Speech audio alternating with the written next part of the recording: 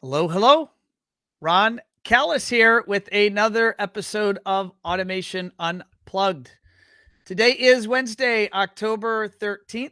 It is just a little bit after 12:30 p.m. I hope this is coming to you guys loud and clear, and I hope you're having a productive day and a productive week. I am going to go ahead and check out just to make sure that I am streaming live into both Facebook and LinkedIn. So I do see my LinkedIn message that says I am streaming live, which is good. And I do have a message from Jessica that says we are streaming live into Facebook, which is also great. I'll share a little bit of kind of what's going on here at One Firefly, and that is we just had our quarterly address. We're entering Q4, as are all of you, and oh my goodness, is our industry alive and well? There's all sorts of craziness when you turn on the news. So that's why I don't turn on the news anymore. I don't think I've turned on the news in maybe 6 or 9 months. And if you just pay attention to what's happening in our lives with our customers and our customers' customers, I would say that things are going pretty well. A lot of the certainly a lot of fear and anxiety still out there about COVID, but at the end of the day, integrators are busy. They're often, in many cases, busier than they've ever been. That continues. What else continues? The supply shortages and chip shortages and this, that, and the other. There's still lots of pain. And it seems a lot of that pain is going to continue for you guys and gals probably for the next 6 to 12 months. And then what I've heard is maybe in later 2022, some of that will be diminished or reduced. And meanwhile, our agency, it's just record levels of demand, and we're seeing it on all fronts, from integrators, from you guys reaching out to us, engaging us, and we're also seeing record interactions with manufacturers that are looking to explore putting programs together for dealers to help you guys grow your business in the coming quarters and years. And so we are hiring on a lot of fronts. I think I have maybe 5 or 6 different open positions. So if you're out there and interested, definitely go to onefirefly.com, go to careers and check that out. If you know friends that are out there in the marketing domain, please send them our way. Because we are looking for people all across our organization. And that's good news. And so I'm experiencing a lot of the same pains that you guys are around bandwidth limitations around personnel. Because when we bring someone on, we still got to get them indoctrinated into our industry and trained up. And of course, teaching them all of our SOPs and methods. So it's not like flipping a switch. But everyone listening or watching to this knows that, because you guys have all of the same pain points. So it's good problems, caviar problems, I call them. And but nonetheless, they could be a little wacky, a little stressful. But it's all good. But enough of me giving you guys an update. We are here for show 190. And today we are honored to have Scott Abel. He is the Director of Quality and Customer at SAV Digital Environments. SAV is up in Montana. They are one of the fastest growing, one of the largest integration firms in the country. And we're going to learn about Scott's role. I mean, what the heck is a Director of Quality and Customer? Well, Scott's going to tell us what that is, and Scott just comes to the table with a high level of experience in marketing and branding from Silicon Valley. Really a fascinating background. So I'm going to go ahead and bring in Scott now. I hear Scott in my ear. I think he's talking to some of the members on his team, trying to get them to quiet down. So I'm giving him a second or two while he's doing that. I just heard we're good. So I'm going to bring him in now, and let's get this interview started. Scott, how are you? I'm doing well, thank you. I know our audience couldn't hear you, but I could hear you in my ears, like Guys, quiet down. I'm getting ready to go on a podcast. No, it's fine. This is a pretty open environment in our showroom, and I'm casting in an open environment. We just had two interior designers stop in to say hi, and I saw them right behind me, and they said they'll be back. They'll be. Are you sure we could, pull out some extra mics and we'll get them I know, into the have them interview. join us. They're pretty important to our industry. So, oh, amen, As we amen. know. You guys have known that for a long time, and I know that's Absolutely. one of your strategies. Let's go ahead and get you introduced. What is your role? Who are you? And for those that may not know, who is SAV? Well, great. Thanks, Ron, and thanks for having me. Well, my name is Scott Abel, and I'm the Director of Quality and Customer at SAV up in Montana. It's kind of a interesting title, but it basically boils down to a marketing and creative director, with a little bit of other things added in there, from business development to creative, web, social, ROI, SEO, as much as you can. All those buzzwords. It is. It's all encompassing. It's a holistic view. By the way, I just made the screen. So for those that are listening, I just put the video full width because I'm noticing all of this beautiful art around you. Can you describe where you're at and where is all this beautiful art from? Absolutely. I mean, my desk is facing this way. I have a big monitor right here, and this is my laptop, and behind me is the foyer, the lobby. All this art. When we integrated Ketra into our showroom, one of the best things Ketra does is highlight, illuminate art and texture and colors. And one of the million things it does well. And so we thought, why not put up some art to show it off? And ironically, the art behind me in the foyer is just dimmable lighting, which we use with Lutron. Lutron owns Ketra. But the light in front of me is Ketra. And so I was able to tune the light to this podcast to make it the clearest possible for visibility. So, yep, that's where all the art came from. And behind me is technically Ed Nash. He's from Nashville, but he's quite popular up in Montana. So, got it. Well, I appreciate you describing that. It looks like you have a great environment to work in. It looks like you guys have a beautiful showroom. It is. It's gorgeous. We love it here. All right. And SAV, for those that are uninformed and do not know who SAV is. Absolutely. So we are home technology integrator, of course. Started back in the early 2000s with SAV, Studio AV. AV stands for audio video. So Corey Restad, who started it early 2000s, he essentially did that. He installed great studio audio video equipment in homes, meaning like home theaters, surround sound throughout the home. And then as technology advanced and people started coining the term smart home, so did SAV. And so mid 2010s, it broke down to an acronym, SAV, and he added digital environments to it. And we're almost talking about when smartphones started coming out.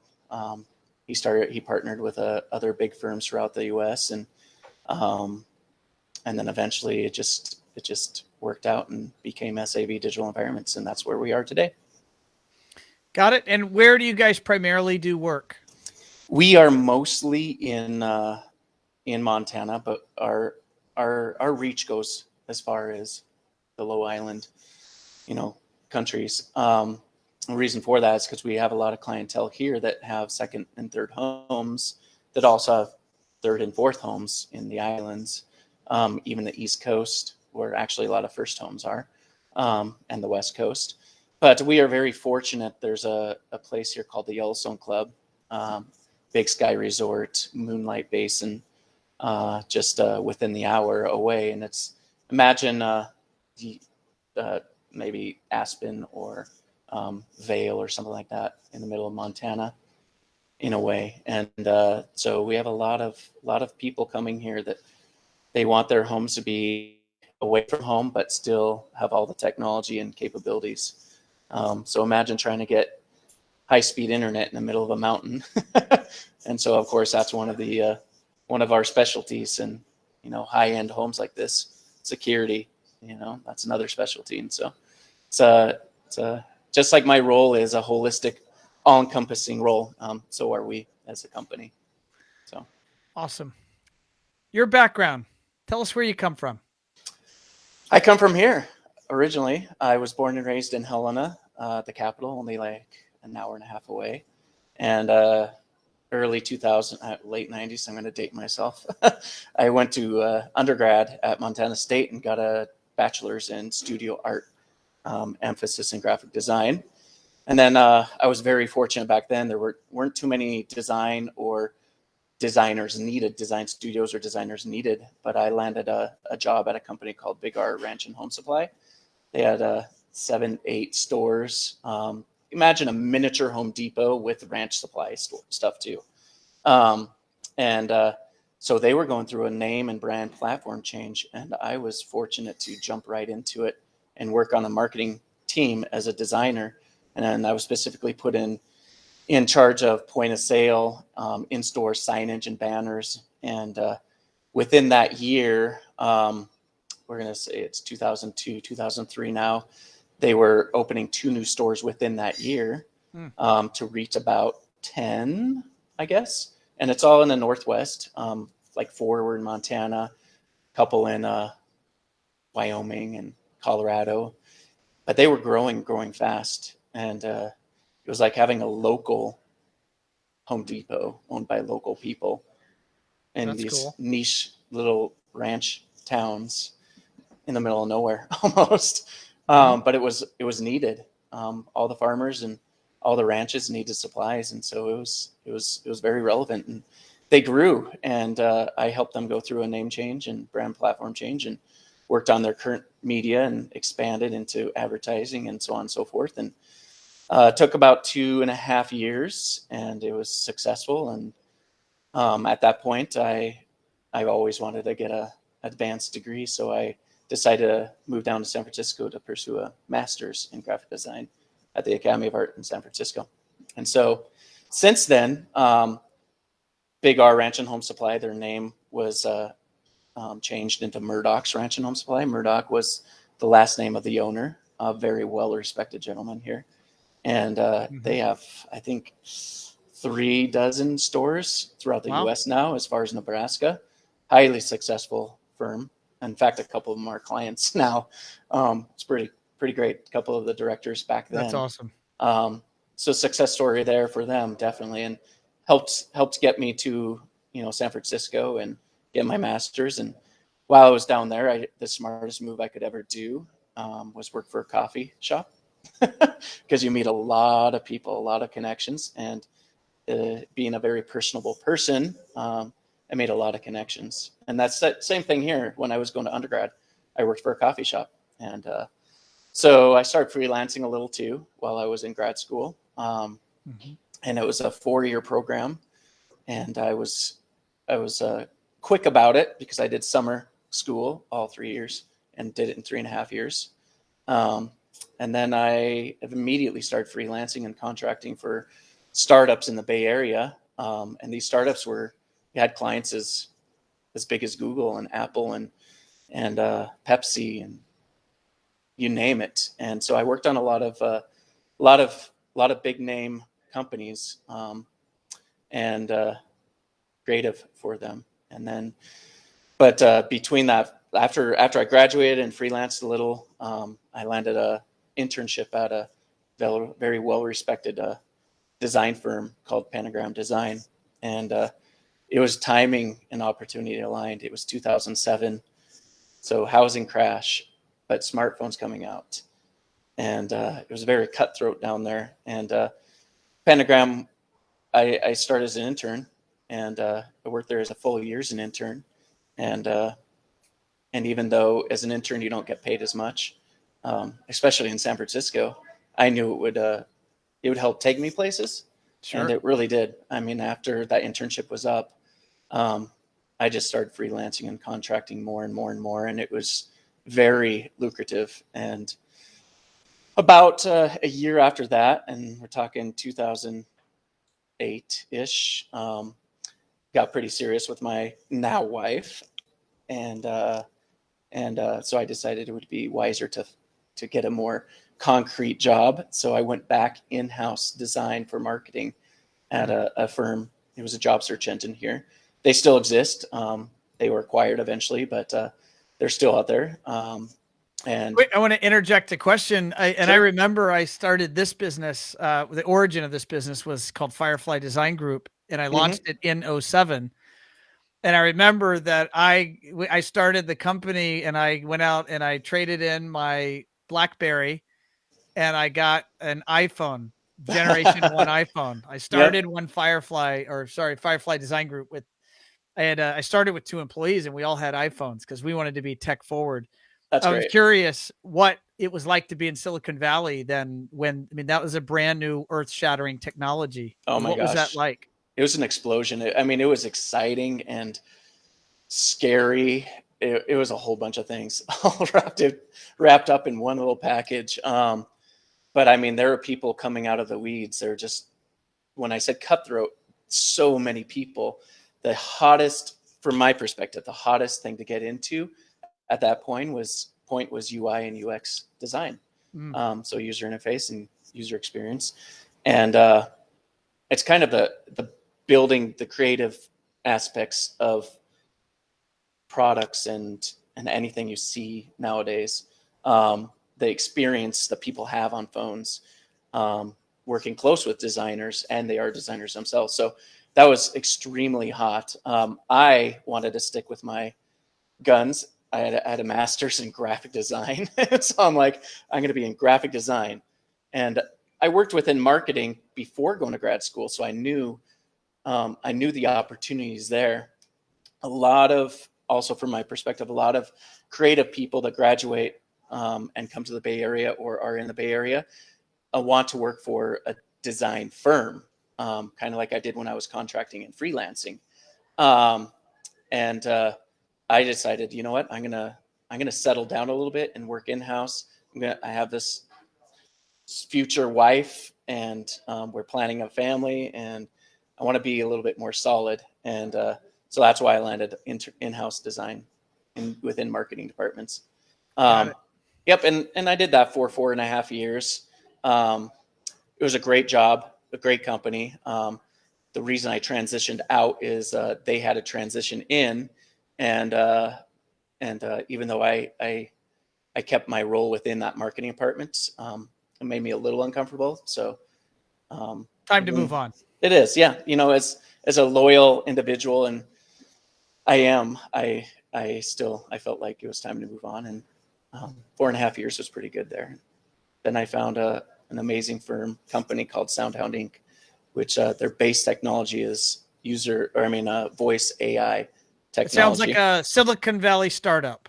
It is. That right? Yeah. I mean, okay. they've been there as long as SAV's been around here, but they're considered startup still. I mean, in a way, they're almost the same in the amount of people we have. I think they have a little over 100. We have a little under 100. We have this startup mentality of amazing benefits, very close, tight knit, family in a way.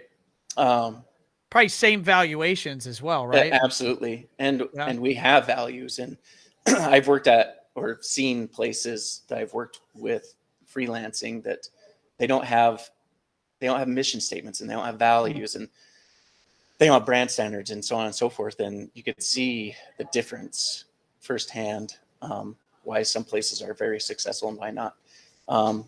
Especially, take the ego out of it, and you'll have more successes from what I've seen.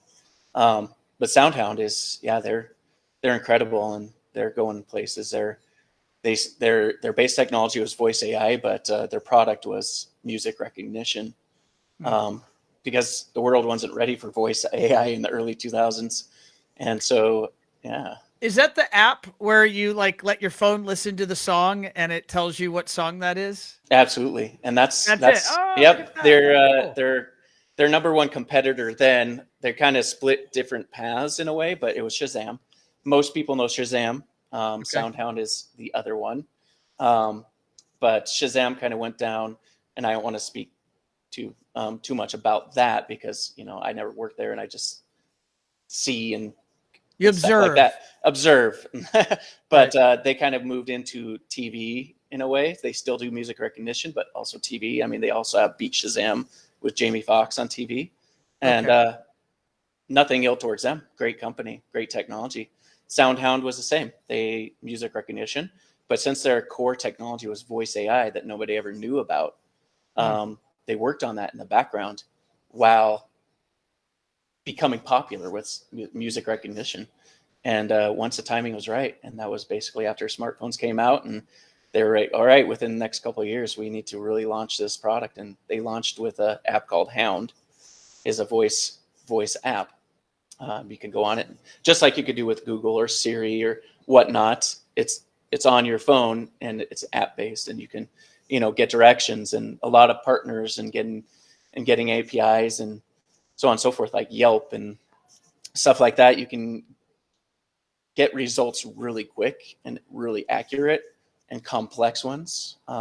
It sounds like an awesome company. Why did you leave?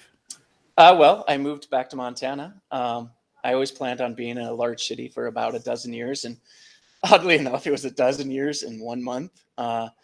About 2 years before we moved back, my wife and I started transitioning back to Montana, meaning looking for a place to live, looking into job prospects. In the end, when we moved back, we both worked remote. She still works remote for her company. I worked for SoundHound for a few months, 4 to be exact, as I transitioned out into a role here. And yeah, so we always plan on moving back. It's a family and friends and the Montana lifestyle. And What is the Montana lifestyle?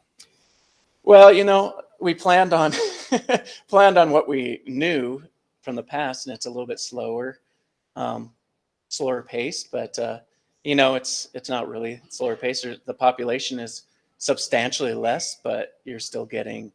It's a fast paced environment now as well. Not as crazy as San Francisco, but it's nice and fast paced, and a lot of career oriented people and socially oriented people.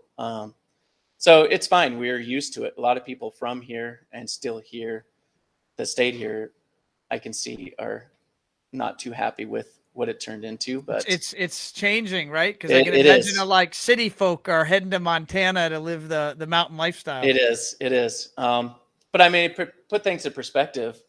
Montana, I think, is like the third or fourth largest landmass in the United States, next to like Texas, California, Alaska. Yet the population of Montana, I think, teeters right around 1 million people. So I lived near San Jose before leaving, and that was almost the population of just the city of San Jose.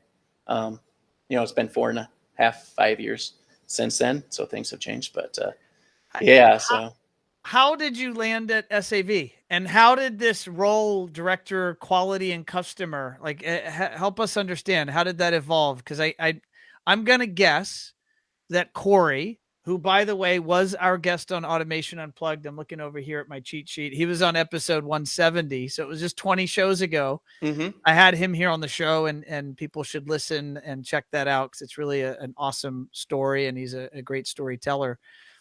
How did you how did you guys find each other? Well, it's a part of my role is relationships, and Mhm. a good friend of mine is a senior sales technology advisor here, and he's been here for a long time. And he wanted me to come in and kind of give Corey and the company my 2 cents, my take on where they're at and where I personally could see them going and what it would take to get them there. And so initially, it wasn't necessarily an interview, is more of a conversation, a very candid, transparent conversation between me in the creative world and this company that's transitioned from SAV Studio AV to SAV Digital Environments, and everything that they do. And essentially, they had a logo and word of mouth and strong partners, and they wanted to take it to the next level. And so I came in and did my research, looked at the industry, and gave him my very candid input. And that conversation started turning into more of an interview. I'm sure we both felt like it could turn into that or put it into consideration, but it really started turning into that because Corey really enjoyed what I had to say, and I really enjoyed what I heard about his company and his values, and seeing where the company could potentially go. And so, yeah, started turning into an interview, and then it led into a job. Rest is history. How long have Yep. you been there now? 4.5, 5 years. 5 years in March. So what were the, all right, so you join, you get hired, you have this cool title. What is the first things you do? How do you start helping improve their brand or improving their marketing and their overall presence? What did you think about tackling first? Oh man, that's a loaded loaded question. There was so much. I mean, Right. that's what made that role so great, is because there was so much opportunity, and they already had a presence, and people really liked the company. So I was able to take their history and transition it into a visual and a story, and that's what I define marketing is. I mean, I have 8.5 years of graphic design and just experience within marketing. And so I had to really do my research and really work on all the other skills that it would take to keep this role, because that director of quality and customer was a marketing director and creative director and business development and website and social and all those things in one. Whereas the quality kind of relates to that creative aspect, and customer relates more to marketing, and I guess they all work together in a way. But Sure. I mean, the very first thing I did was create a brand guide, brand standards, colors, consistent colors, fonts, photography, imagery, language. And once I developed that, I would translate it into website presence. They had a splash page. On average, they had about 15 to 17 people visiting it a month. Nowadays, it's 1,500 to 1,700 a month. It's been over 10,000 before, on crazy months. Sure. But yeah, and so I mean, one of my, a lot of people laugh at this, but one of my favorite things I did, and it was very beginning, is I took their logo. They wanted to keep the logo. It was good, and it just needed some refinement. And I put it into the golden ratio, and it was off. There's something about that logo that it was nice. I would change things here and there, but we wanted to keep it kind of that brand and see what we could turn it into, develop it into. And so I put that logo into the golden ratio, and it was all off. And I could see why I was bothered by it. Nothing was, it wasn't aligned. It wasn't centered. And if people aren't familiar with the golden ratio, I mean, it's kind of like Da Vinci's Fibonacci sequence. Is that what we call it? Sure. But it's perfection in mathematical. That image that you see with the conch shell, and I was able to lay it in there, and almost laid in there perfect, and shift like things ever so slightly to make it just feel perfect. And so that was one of my favorite things I did. It's kind of nerdy. That does sound very fulfilling. It's very nerdy, but from a design perspective, it was well needed. It was much needed. And so yeah. I want you to, as a designer, you're familiar with and maybe some of our listeners will find this concept foreign, but I know from working with designers and now having as an agency to defend our work. A lot of the times when you design something, you'll defend that work to your client, or to your, whether it's your professor or your customer. In other words, you'll explain it. You'll help them understand why you're doing what you're doing and answer their questions. How do you defend? Because I'm going to bet 99% of integrators around the world do not have a style guide. Why should they have a style guide? What's the reason they should have those standards you defined, logo, usage, colors, fonts, and. Why have that centralized or organized in some way? How does that benefit them? Oh, I mean, essentially, having a style guide is a set of rules. And, Mhm. having rules will help you apply those rules to everything that you do, to help develop that brand into more of a consistent look and feel. Um, so having that guide also helps other people. You share it with people in your company. So if somebody wants to take their logo and put it on a t-shirt, and you see that t-shirt later and it's all messed up, brand wise, if they would have looked at that style guide, even though I don't condone DIY with our brand, if they have that style guide, they could have been like, oh, okay, well, I need to make sure I do this and that so that it fits within the brand. So when you have a style guide, it gives you a set of rules to follow for brand consistency. I've looked, Scott, at clients' websites and their logo will be blue. And then I'll go to their Facebook page and their logo is yellow. And then they'll give me their brochure and their logo is green. Mm-hmm. And then, and I could keep going and I'll so help me understand what is actually your logo. Well, they're all our logo. And can you help our audience understand why that's so wrong in so many ways? Well, I mean, if there isn't consistency, it's brand confusion. And so if you see a green logo somewhere and somebody's used to seeing it orange, they might think, well, who's this person? Is this somebody else? Are they competing with them? That's just one example. I mean, one thing I do is create monochrome logos, but they're usually kept within the brand guide, and you'll have 3, maybe 4 main colors.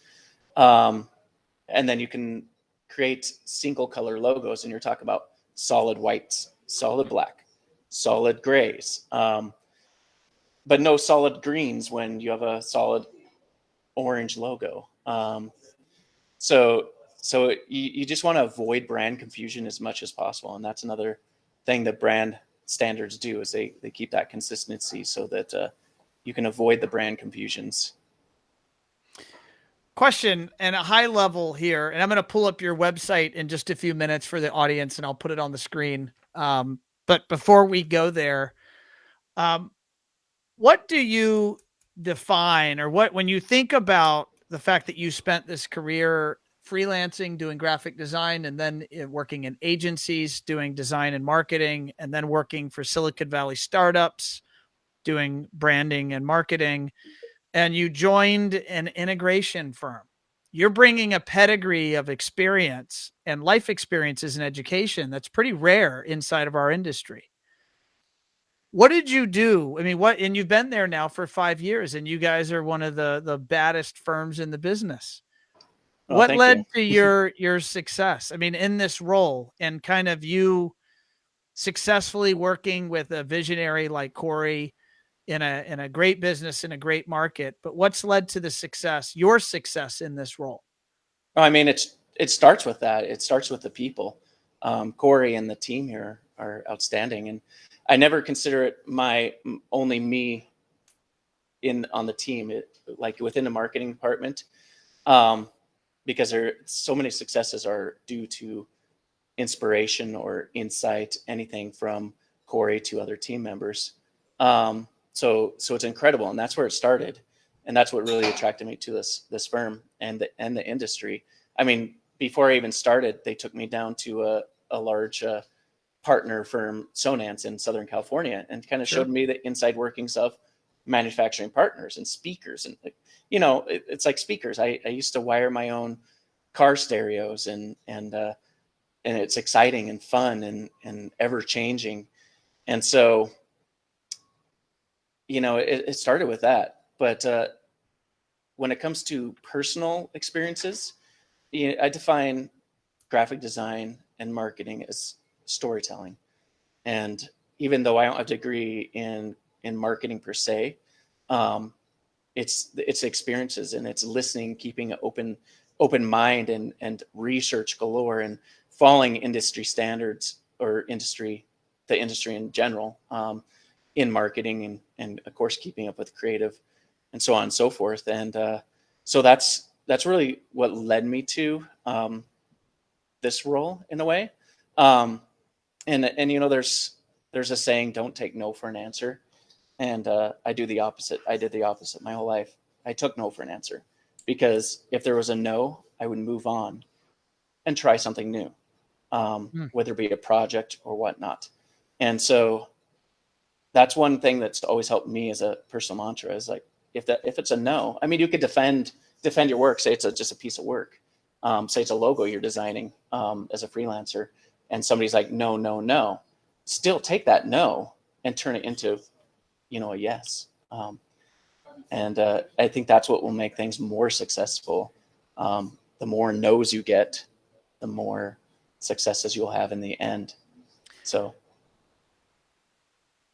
what is the role of photography and videography in your marketing, in your branding, in the image that you and your team are putting forward? That was a tough one when I first started, because one, getting into clients' homes and getting photos taken is difficult, because you're working with a lot of people. You have to get permission from the builder, architect, designer, so on and so forth. And so it was difficult. I ended up being a personable person. I started building relationships with architects and interior designers. And a lot of architects and interior designers, they're so close with clients that they will already have photos for their portfolio. So instead of reaching out to like clients or stuff like that, I would build a relationship with interior designers and architects, and then ask them if they're all right if I purchased photos for rights in our portfolio too.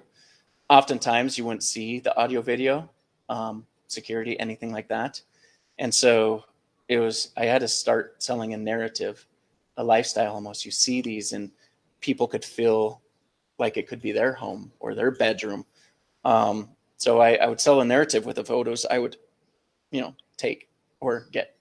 And eventually, as I developed the brand in photography, I was able to develop relationships with clients, and of course, project managers who had relationships with clients, and so on and so forth.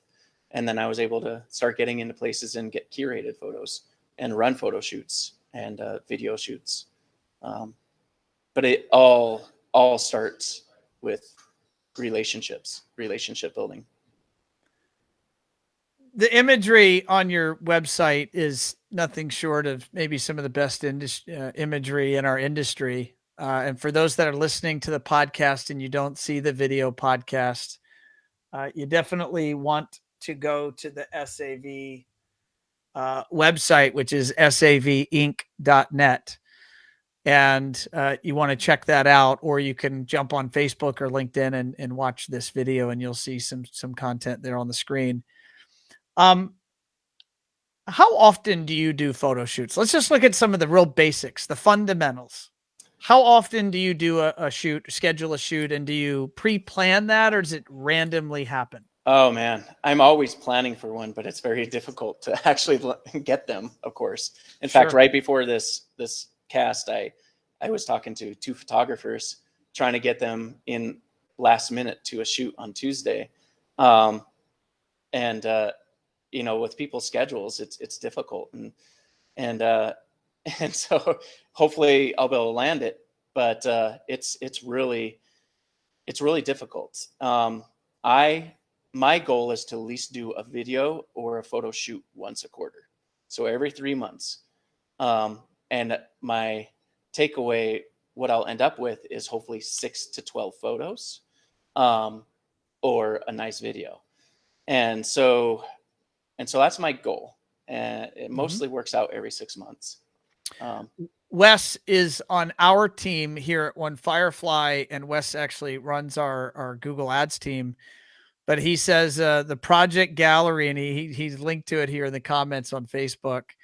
He says the project gallery under residential is incredible. Basically, all of the imagery on SAVinc.net is top notch. Great work. And I completely agree with Wes. Oh, thank you, Wes. Thank you. Do you work with different photographers? Do you have a portfolio of photographers, or do you do some of this yourself? Like, how do you, what, like logistics wise, people that are listening or watching and they go, I believe it. I believe this matters. What are some of the mechanics? I mean, if you scroll to the bottom of the website, I credit all of our photographers. You know, in the beginnings, I would credit each kind of photo with a little caption, photo by so-and-so. But in the footer site wide, you'll see at the very, very bottom. Unfortunately, on the page you're on, you're going to have to scroll a long ways because that is a long page, my friend. Yeah, Holy because it moly. has case studies and stories on them. So these guys here. Yep, right at the very bottom there. And so I do have a portfolio of photographers that I work with, and I have my favorites, of course. But I also need to keep it open because if I'm unable to schedule one photographer, I need a backup plan. You know, it's kind of agnostic in a way, but you need quality photography too. At the very beginnings, I would get photography that was, you know, subpar in my perspective. You know, lighting wasn't right or the position wasn't right. But I had to start somewhere, and from there, it's you also have to eliminate things as you move on too. Like if you get a better photo later, it's all right to toss that one, even though you paid for it or you used it in your marketing before. But that's also a point. I mean, you want fresh content. Things get stale so quick that if you have a visitor that visits, say, in January, and they visit June, and it's exactly the same, it might turn them off. You want to keep that consistency, but you want it slightly different. Maybe it's a photo tweak or a quote or something like that, or a new case study or something excites them and keeps their blood moving. What role do you feel videography has in your company's marketing? It's tough. Video is, of course, more expensive, and it's more work. And you know, getting into a client's home to do photos is easier to get in than to do video. If you tell somebody you want to video their place, they're a little bit more hesitant. But video is important, and just like social media, it's like if there's people that don't think it's important, it really is important. It's selling that narrative and telling a story about your company or something you're trying to tell a story about. And I would say that's the most important thing is, you know, tell a story. One thing that I my old role is when I was trying to move from art director to creative director, my boss said, what is there that you could work on to help you advance your role? And a few things, of course, but one of them was a very important thing, and that was copywriting. Essentially, most everything you see, unless it's credited to somebody on there, is written in collaboration with, you know, people that work here, interviewing them and then writing the story. And so that was one of the biggest things I could have ever done, is focus and hone in on copywriting and what's good and what's bad, and grammar and, you know, mistakes and everything like that. And so I added that to my personal portfolio. And it is storytelling, just like videos and photography. And so those three things combined help tell the story to the best of its ability. What I'm looking at here on the screen is this beautiful video. Is this a video that you guys produced? It says Ketra, but it says SAV. Is You guys, or is this a Lutron marketing video that others can have or use? It is ours. We hired a local firm called CCAT Creative to help us do this video. In fact, they're doing 2 videos for us. But Ketra is one of the most forward-thinking future of home technologies out there right now, in my perspective. Voices as well, but the lighting of an environment is so pivotal to the environment. And so after we integrated Ketra here, I said, let's create a video and a landing page devoted to Ketra. And it doesn't show product in there. In fact, it was a hard sell. I have to let the audience know here. I just watched a full video on Ketra and all I saw was nature. Mm-hmm. So explain this, because it's beautiful, but Thank you. was actually I'm shocked. There's no product. There's no product at all. Interiors. It's all nature. So, I mean, if you see the video on its own without anything, it's probably intriguing, and that's a goal, but it doesn't really tell anybody too much, except for, holy crap, this is beautiful outdoor lighting and being outdoors.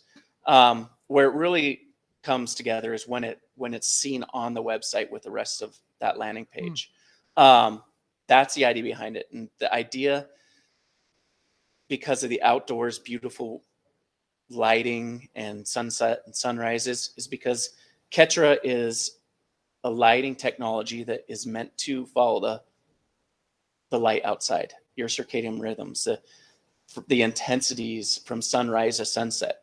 So in our showroom, I can make the lighting almost like it's a sunrise in here. It's coming up from 0% to 100%, but very low kelvins, which is very warm, and slowly, and it goes with the sun, and it's tied to your latitude, to your longitude, and where you are, and so you can create it to go with the sun from sunrise to sunset. The natural progression of our bodies, how we were, before interior lighting was a thing, and interior lighting, and technically it's thrown us all off. It keeps us up later at night, wakes us up earlier in the morning, and so with that automation of that light that follows the sun, you can create an interior environment that's matching outdoor.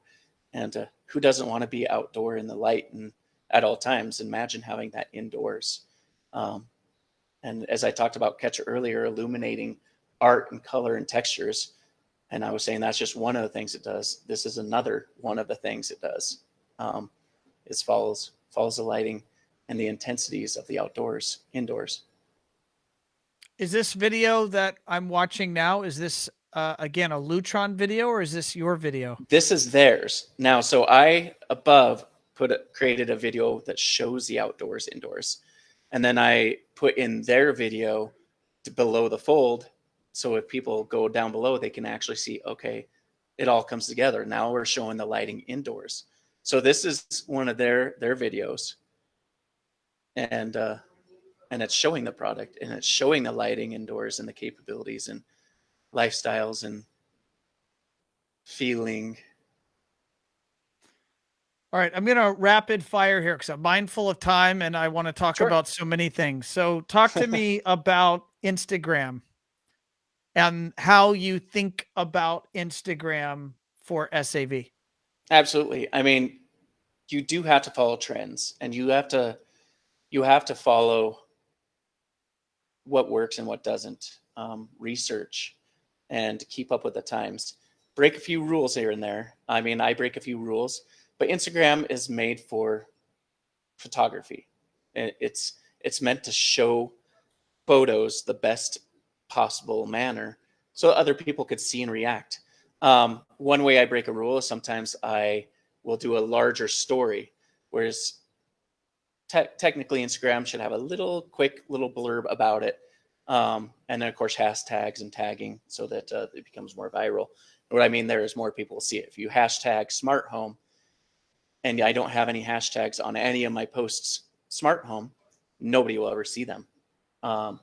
So, and then when you tag partners, the @ symbol with their name, it lets them know that they've been tagged in something that they worked on with you, and people on their Instagram will see you. What's your frequency of posting on Instagram? And I'm going to rapid fire go through the different Oh, sure. platforms. I mean, I wish I could do it every other day, and honestly, it's like once a week is my goal to post something. And Awesome. I want to change it up. I want to show projects, but I want to show people. And then a little things here and there. And that's Instagram. So start with beautiful imagery for Instagram. Go from there. Facebook. Mm-hmm. How does SAV think about Facebook? So a rule that I break is a lot of my posting on Instagram will also be very similar, if not exact, on Facebook. There's a lot of firms out there saying change it up. Don't post the same things you do to everything, but I often do. If it's more socially oriented, I will not put it on LinkedIn. LinkedIn is more of a business perspective, and I'll show more of a business perspective on there. Tagging a lot of partners, talking about projects. Instagram is more for photography and quick stories. Facebook is kind of in between. So you have a lot of the social aspect, but then you have a little bit of business aspect. You want to show great photography. Facebook is great for putting events on. For example, this, I put it on as an event, so that people, when they're searching for events in Bozeman, whether it be virtual or on site, Facebook is a good way to say, it'll follow trends. It follows them, what they're interested in. If they're interested in, a mainstream speaker like Sonos, and we're a high level Sonos integrator, and it's something related to it, they will see my event. And that example is a few summers ago, we had a lawn party that was sponsored by Sonos. And we had a lot of people that show up off the street only because they were on Facebook searching for specific things, and it led them to our event. So. And I'm noticing that your event link off of Facebook is driving into a landing page. Mm-hmm. Can you talk about just that philosophy? I mean, because that takes work. If you're going to run the event in Facebook, you've now got to go build this event page. Mm-hmm. And you've gone even deeper in this event page. It looks like for training for architects and designers, you've gone out and even linked to, it looks like, more detailed PDFs for each of those courses. So Absolutely. this is really good marketing. And this is also really hard, because this is a lot of detail and a lot of time and energy getting this right. But yet you and your team clearly say this is worth the investment. It is. And when people ask me, wow, you did that as well. And I define it as not extra work. I define it as my role. This is what you need to succeed the company with this type of role, and having an in-house marketing and creative. And so if you skip a step, it's not going to be as successful. And I will create, blogs are very important, and events pages are very important. What I'll do is, on social media, I'll plan, say if there's an event coming up, my plan is to have 3 teasers. The first teaser is more of a save the date and a very minimal amount. I will also put them in my monthly newsletters and splash them everywhere possible. And the second post will be a little bit more information. If you tell people too far in advance, it kind of, they'll forget about it. And that's why you do a teaser far in advance. My far in advance is a month and a half max, 4 to 6 weeks. And then I'll do another one a few weeks before the event. And then the last one, giving full info about the event the week before or the week of. Like if it's on a Thursday or Friday, I'll do it on a Monday or Tuesday.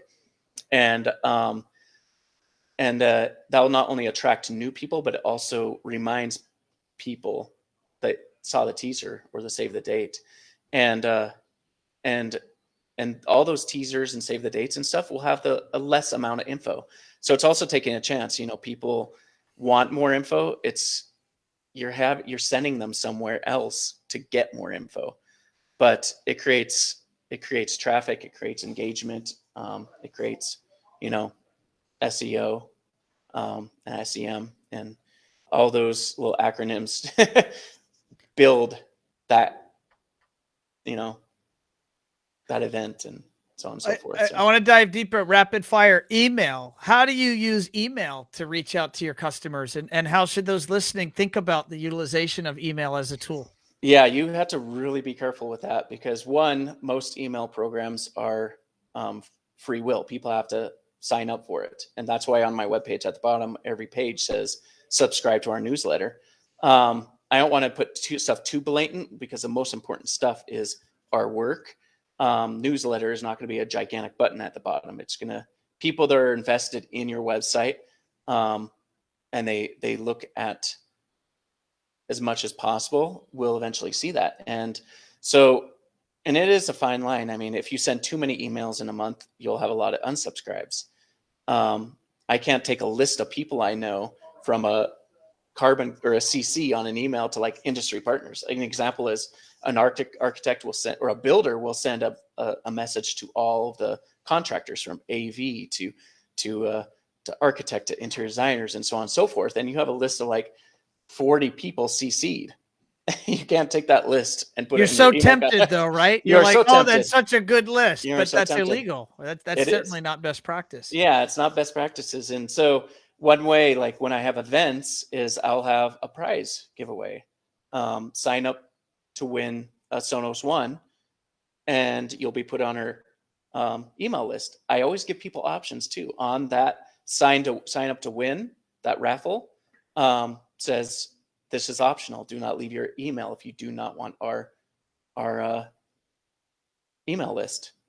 So an example is right now I'm doing 2 different campaigns, but I separate my email list in my program that I'm using. One is specifically targeting Crestron home integration. The other one is more general information about SAV, like a project or a product highlight or a partner feature or something like that. And like say Crestron, I would highlight that maybe in one of my sections, 3 to 5 sections max, in my personal emails. And I'm now doing 2 email campaigns in 1 month.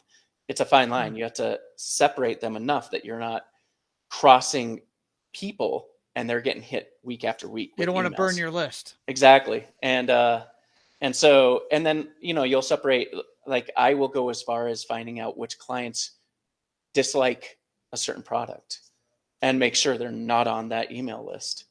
Unless it's more of a general, did you know the advent or the advancements in technology here? It's worth checking out.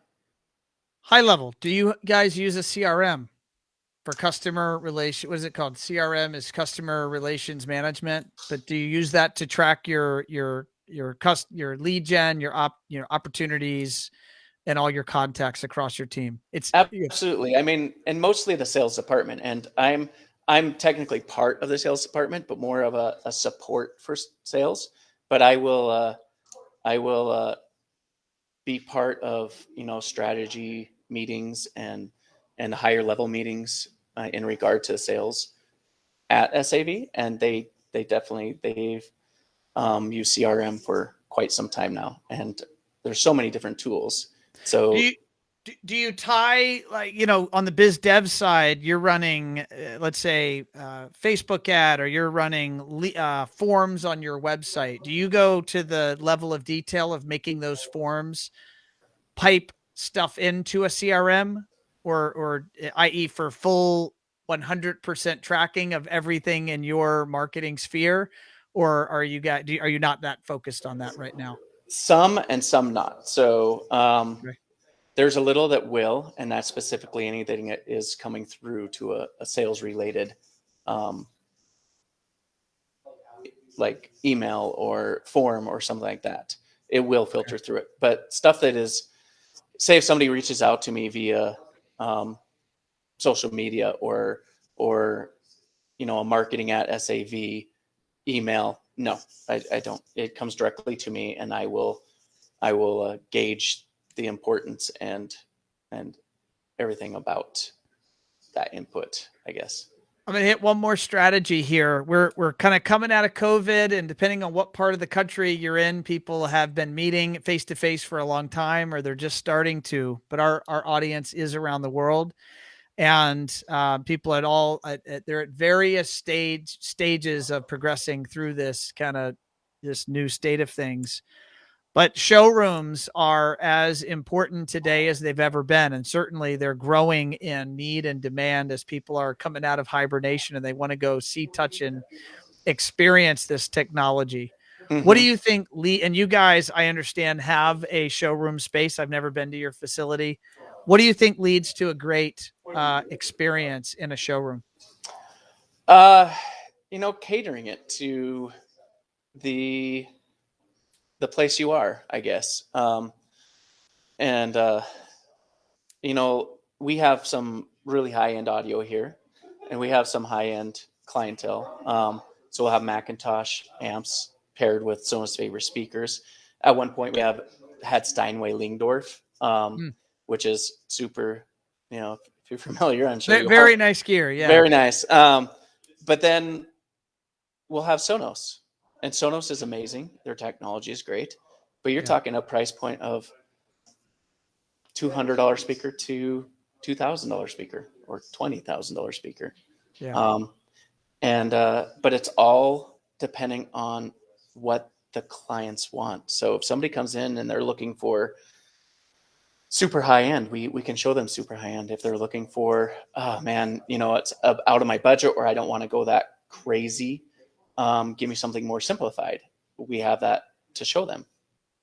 Same with our lighting control and shades and shade control and security. We recently had somebody coming here and looking at cameras, looking at, we have a division called SAV Alarm, which I could get to in branding internally in a minute if you like. But Sure. they came in, they're like, I see these dome cameras everywhere. Do you have any? I'm like, we do. We have 3 different varieties of them here. And there we have PTZ, was a pan, tilt, zoom. It'll follow, movement and zoom in on movement. But then we have a standard one that will be static.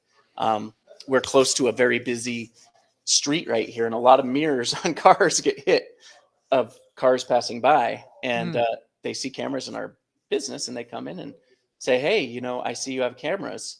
Did you get a recording of the street over here so we Exactly. And can file a police report? we moved the camera down because we got too much. And so That's it's an funny. easy answer. My mirror got knocked off. It's like, sorry. I told you I was going to ask you one more. I'm going to sneak in one more, but we are now quickly approaching the hour. Oh yeah. I get this question frequently, and I have belief systems, but I'm not going to lobby them or bandy them about. I'm going to go to you. I'm an integrator, and I'm residential, and now I'm launching commercial, or I'm an integrator and I'm launching an electrical division, or Mhm. I'm launching an alarm division, or any combination thereof. I see and hear it in every conceivable manner that conversation gets approached. What's your belief system of how to effectively do that? And maybe the pros and cons. Do they spin that up as a separate brand, a separate business, or do they brand that capability or division under the primary brand? What are some things to consider?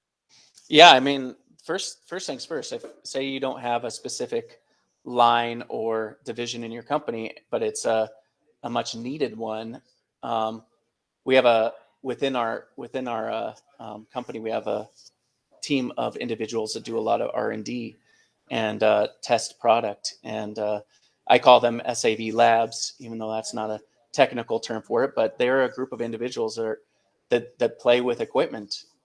Best way to describe it. When it becomes something, I will take it over from a brand perspective and how can I market this. And so when I first got here, SAV did have an SAV alarm division, but it was our same circle with SAV in it, the orange one, and instead of saying digital environments at the end, it said alarm. Well, that created brand confusion. Well, who's SAV digital environments are the same as SAV alarm? Who is SAV alarm?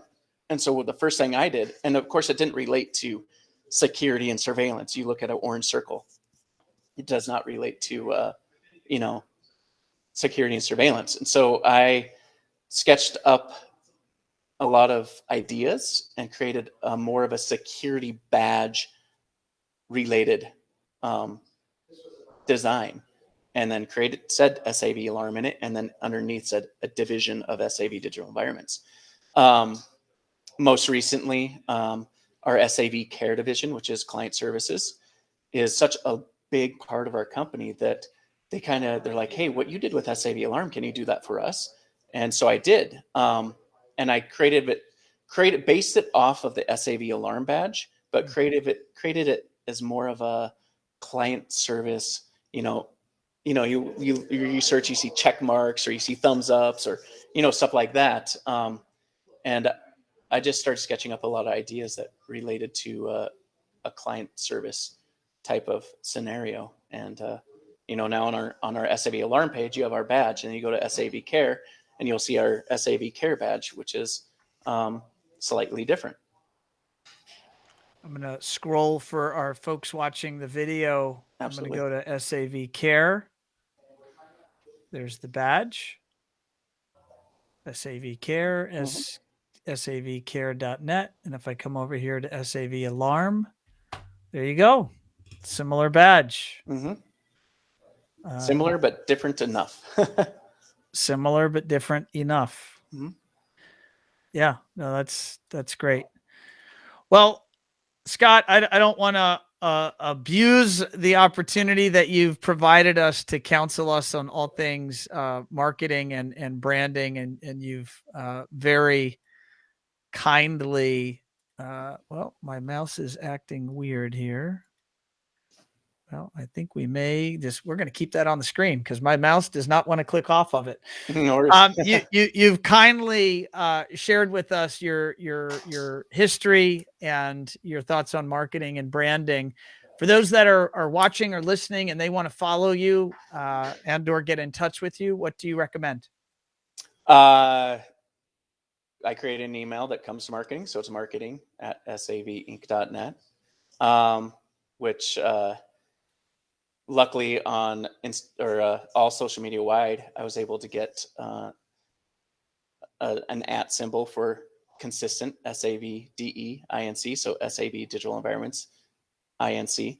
So my handle for Instagram is that, my handle for Twitter is that, my handle for LinkedIn, well, actually LinkedIn, they don't do handles like that, but they're all essentially the same thing. And that boils down to the consistency too. So if somebody's wanting to see you on Instagram versus Facebook, it's easy to find the same way with the same handle. But so yeah, that's a way to do it on all of our social media. And then email is of course marketing@savinc.net. Awesome. And I do want to give Keith a quick shout out. Keith Esterly jumped in. He said, Scott and SAV are terrific and valued HTSA members. Working with them was an absolute blast. Sorry I can't stay here on Facebook, but I wanted to say hello to Mr.